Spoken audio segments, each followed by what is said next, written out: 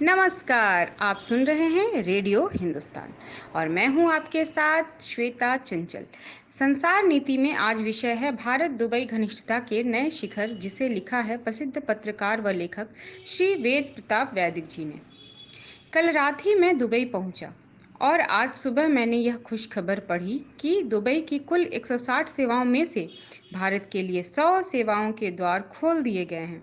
कुछ दिन पहले हमारे व्यापार मंत्री पीयूष गोयल जी संयुक्त अरब अमीरात यूएई आए थे और उन्होंने यहाँ के नेताओं से बातचीत करके यह समझौता किया था। अब यहाँ भारतीय नर्सों, इंजीनियरों, सूचना विशेषज्ञों आदि तरह तरह के व्यावसायिक विशेषज्ञों को काम करने की सुविधा मिलेगी। इसका नतीजा यह होगा कि भारत के लाखों सुयोग्य नौजवानों को अपनी योग्यता को परखाने का मौका मिलेगा। यदि वे दुबई और अबू धाबी में अपना सिक्का जमाएंगे तो उसकी खनक सारे अरब और अफ्रीकी देशों में भी होगी। इस समय भारत के माल को अरब और अफ्रीका के देशों में खपाने का सबसे बड़ा केंद्र यूएई ही है। भारत की कोशिश है कि गल्फ कोऑपरेशन काउंसिल के साथ भी वह कुछ इसी तरह के समझौते कर ले, तो सऊदी अरब, ओमान, बहरीन, कुवैत और कतर जैसे देशों के साथ उसके व्यापारिक और आर्थिक संबंध घनिष्ठ हो सकते हैं। इस समय यूएई के साथ भारत का व्यापार $60 बिलियन का है। अगले 5 वर्षों में यह दुगना हो सकता है।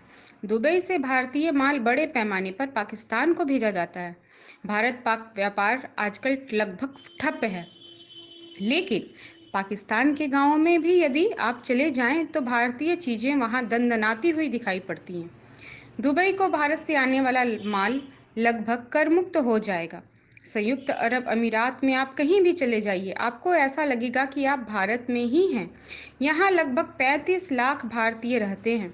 इस देश की 1/3 आबादी इसके बाजारों, अस्पतालों और होटलों में भारतीय की ही दिखाई पड़ती है। अब दोनों देशों के संबंध इतने घनिष्ठ होते जा रहे हैं कि ये द्विपक्षीय संबंध दुनिया के सारे मुस्लिम देशों से आगे निकल गए हैं। कश्मीर में पैसा लगाने के की पहल यूएई कर रहा है।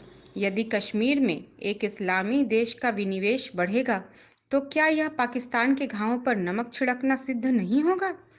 लेकिन हमारे कश्मीरियों के लिए यह विनिवेश शहद से भी ज्यादा मीठा होगा। यहाँ मैं जिस भारत यूएई सम्मेलन की आज अध्यक्षता करूंगा, उसमें दोनों देशों के सैकड़ों नेता, उद्योगपति, पत्रकार आदि भाग लेंगे। यूएई एक आदर्श और आधुनिक इस्लामी राष्ट्र बनता जा रहा है। भारत के साथ उसकी दोस्ती इस्लाम की छवि को सारी दुनिया में चमकाने का काम करेगी। संसार नीति में आज इतना ही। फिर मिलती हूँ आपसे। अभी करते रहिए काम और सुनते रहिए रेडियो हिंदुस्तान।